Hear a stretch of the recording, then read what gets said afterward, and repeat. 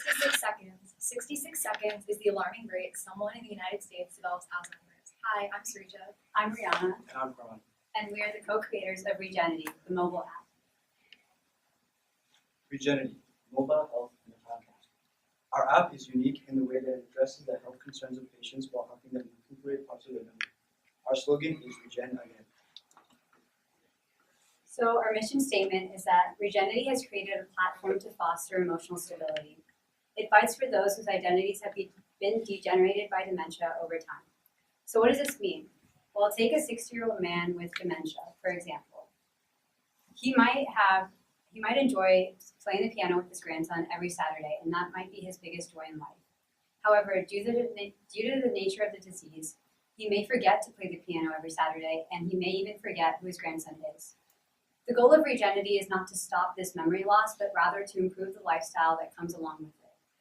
So in this case, the app would give notifications every Saturday that the user has to play the piano with his grandson. And it would also give descriptions of his grandson and who he is to remind him of any happiness that he has in his life.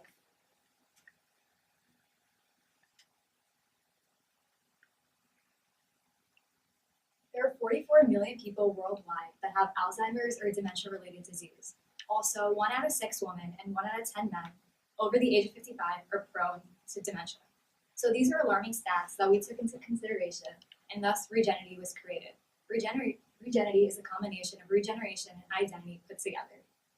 It's essentially a supermarket of all apps putting together multiple features to make their lives a lot easier, the people with neurodegenerative diseases. It makes their emotional aspect a lot easier because they have to deal with a lot of physical symptoms. So who are we trying to address with this product? We're basically trying to address those who have neurodegenerative diseases, including dementia, who are over the age of 50. We sensed a gap in the market, and we're trying to fill that. Currently, there's a lot of researchers at the moment trying to find physical cures to dementia, Alzheimer's, and diseases like that. However, there is a lack of focus on trying to find emotional cures. These people go through a lot of depression and anxiety due to the nature of the disease, and we're trying to remedy that by focusing on something that a lot of people don't, the loss of happiness. When looking at the app, there are some strengths, weaknesses, opportunities, and threats that we must take into account. Some strengths are that the app addresses and solves the emotional impact that these diseases have on patients.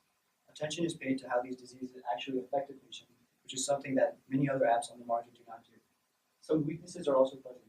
This one is that individuals need a family member or loved one in order for them to fully navigate through the app. They also need basic experience with technology to allow maximum utilization of the app. So if individuals aren't tech savvy, that might cause problems in the future. There are many opportunities as well. One is that there are few competitors, as there are not many apps to get geared towards neurodegenerative diseases. This results in an increased desire in the market for apps that facilitate lifestyles. There are some threats that we have to take into account, and those would be other apps that provide reminders, dates, appointments, etc. for people with these diseases. There's also upcoming technology like biotech that focuses on providing stimulation for people with these diseases. So although these threats are present, we believe that the competitive edge we have allows us to be differentiated from other competitors. Why should you invest in Regenity? So one reason why you should invest in Regenity is what we've been trying to say throughout this whole presentation. It fills a gap that no one has ever done before. It's a pioneer in its field, and it's innovative. This makes it very unique and apart from any other product like it. Also, on the App Store right now, there are several apps for people with anxiety and depression, but there are not a lot of apps for people with neurodegenerative diseases. Regenity therefore fills that gap. So we also conducted an industry analysis to determine who our main competitors would be. So in the case of mobile platforms, the main competitor would be Luminosity.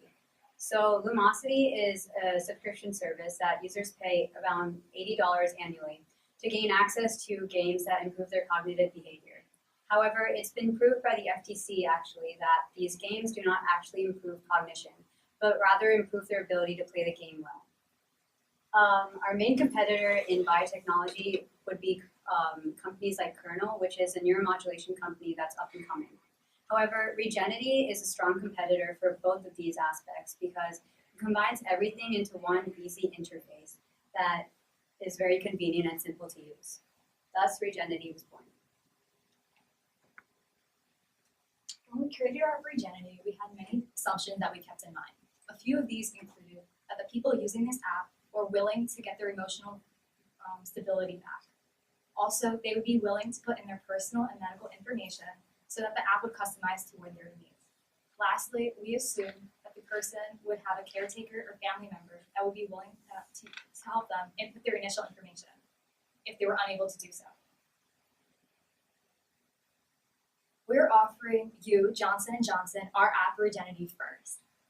Johnson & Johnson and Regenity have very similar ideals. Two pillars actually go together with each other: investing in our future and growth and innovation. Also, Johnson & Johnson is a leading company in medical research, clinics, and much more. They have dived into technology, but specifically lack mobile platform. Our app Regenity would fill that gap. This has been seen as Johnson & Johnson recently had a mobile development competition and are looking for an app that would take their platform to an even bigger platform that they have. Our app has projected to have success, as my partner described the projected market potential, and thus it would help Johnson & Johnson. So there are three divisions to the app: identity, health, and health.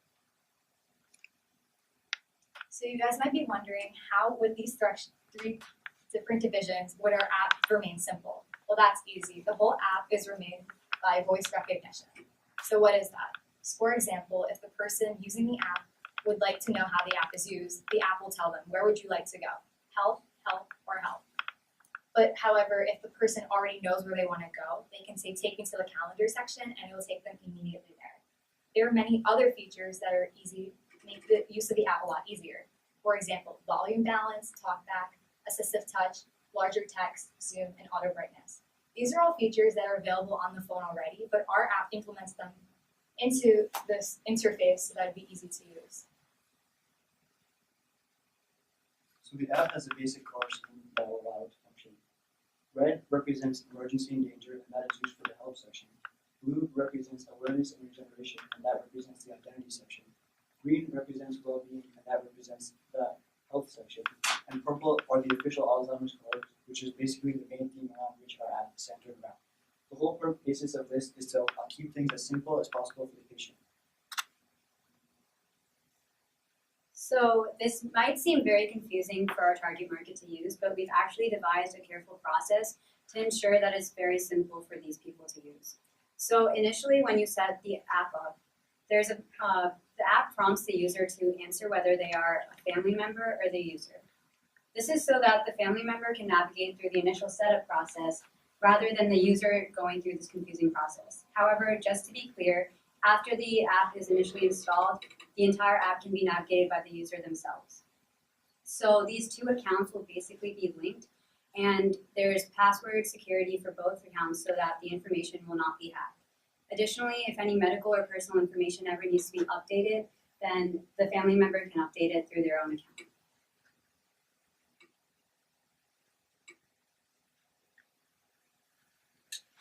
So when the patient first gets the app, they have the personal information section, which the caretaker has to input in basic information such as name, age, gender, and city or zip code or address.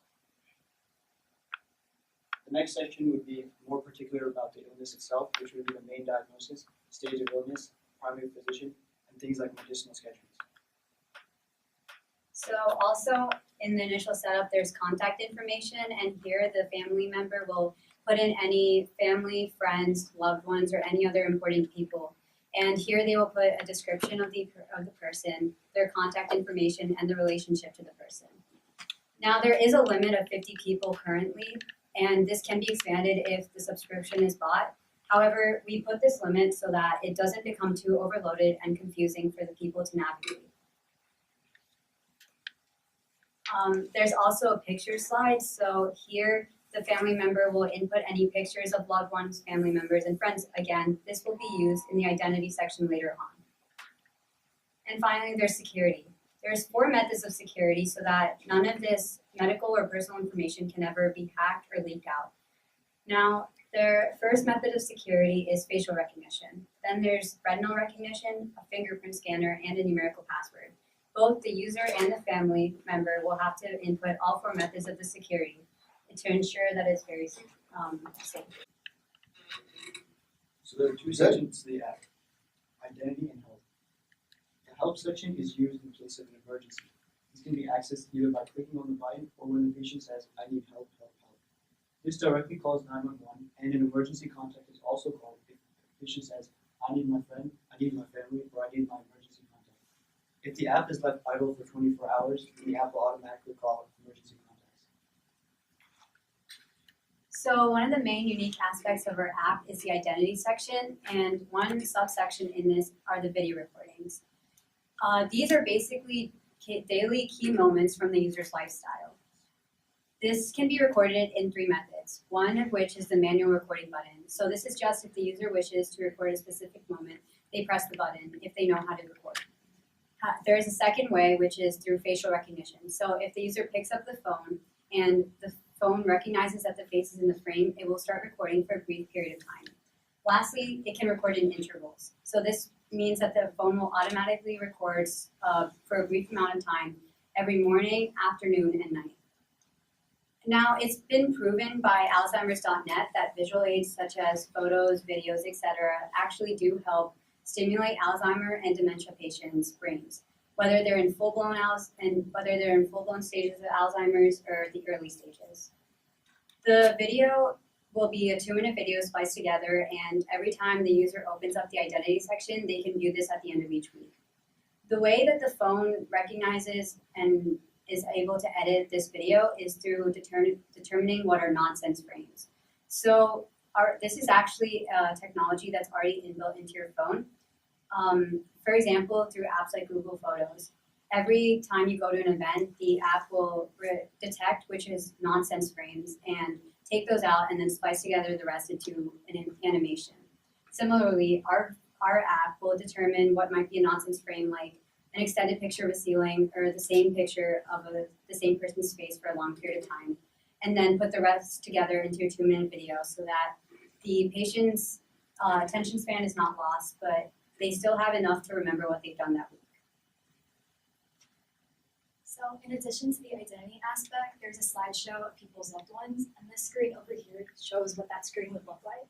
Their face would be in the center, and next to their face would be a phone icon where they could directly click on that would take them to call their loved ones, and below there would be a description with basic characteristics that would give them a little memory of who they are.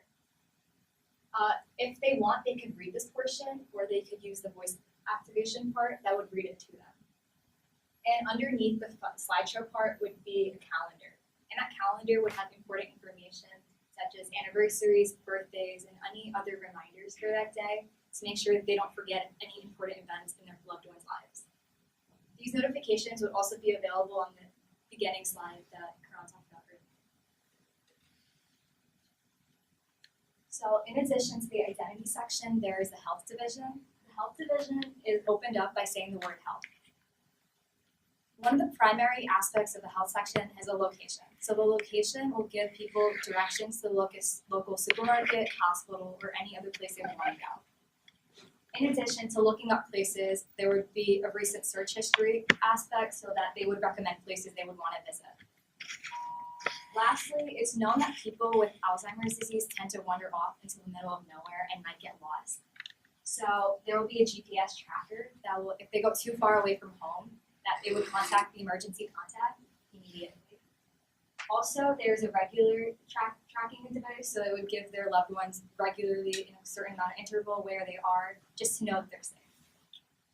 So in addition to the location aspect, there will be notifications. Notifications of when to take their medicine, when to get their prescription refills, and a checklist of when to go, like checklist saying that they've been to the bathroom enough times during the day, and a sleep schedule to monitor their sleeping. Also, it's known that 800,000 people a year go to the hospital due to a fall injury, and out of those 800,000 people, 300,000 of them are elderly people. And so this is a significant issue that our app tackles. So there will be a fall detector in the app that will signal their emergency contact if in case that happens, so they can get their help as needed as possible.